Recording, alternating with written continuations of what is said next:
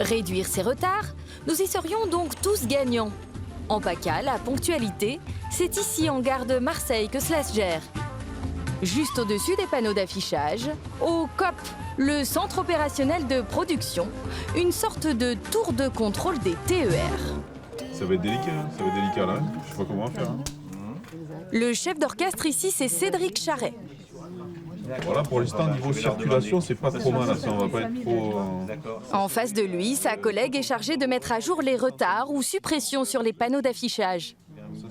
Mais 17 704, j'ai mis 10 retards. Ah ouais, tu peux lui mettre du retard. C'est le même matériel. Hein. Ouais, c'est le même matériel.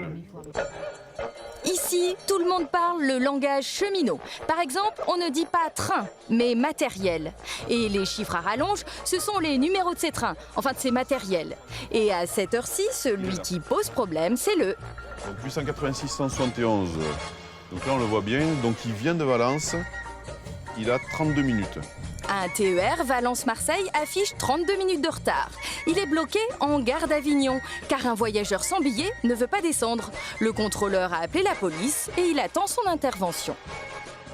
Donc soit ça se passe bien à Avignon et il prend que 10 minutes de plus, soit ça se passe mal et là, il prendra 1 heure à l'arrivée.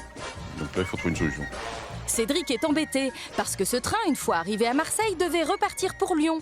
Un retard en crée donc un autre, c'est l'effet boule de neige tant redouté. Pour l'éviter, il va tenter de trouver un train de remplacement. On cherche une rame pour faire le train qui était prévu à l'origine. Donc là, je vais voir si du matériel à Lyon. Je vais appeler Lyon. Mais il se retourne tout de suite vers ses collègues de la région Rhône-Alpes, car lui, en PACA, il n'a aucun train de rab. Oui, salut, c'est le permanent Marseille, c'est Cédric. Dis-moi, je suis embêté, 886 171, il va avoir 1 heure de retard à peu près à Marseille, on a une intervention de police à Avignon. Est-ce que éventuellement tu aurais un autre matériel? Mais Lyon aussi est à sec. Tu n'as rien à cette heure-ci. Bon, déjà, donc écoute, je ne peux pas compter sur ton matériel. Merci, ciao. Voilà, donc là, Lyon n'a pas de matériel à me prêter. Donc ce qu'on va faire circuler le train suivant, le Marseille-Lyon, avec du retard.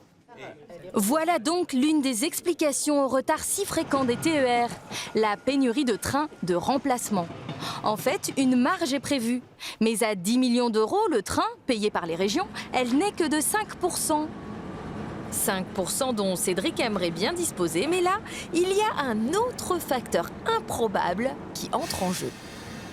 Des fois, le hasard fait qu'on a des trains disponibles. Et des fois, le hasard fait qu'on n'en a pas beaucoup, justement, parce qu'il se trouve que beaucoup de trains ont besoin d'être ils sont en entretien, et ça, on ne peut pas déroger. C'est le hasard. C'est le hasard. C'est pas vraiment le hasard, mais disons que c'est tellement compliqué qu'on ne peut pas le prévoir, même si c'est prévu à l'avance. C'est prévu pour que le nombre de trains disponibles soit régulier. C'est pas fiable et c'est pas possible. Et ce n'est pas tout. Pour gérer les aléas, Cédric a un autre souci. Après un train de remplacement, il n'y a pas que ça. Il faut que le conducteur ait le permis pour le matériel, l'éventuel matériel qu'on aurait eu. Bon, là, dans ce cas-là, on ne l'a pas, mais il aurait fallu qu'ils connaissent le matériel. Tous les conducteurs ne peuvent pas conduire tous les trains? Ah non, tous les conducteurs ne peuvent pas conduire tous les trains.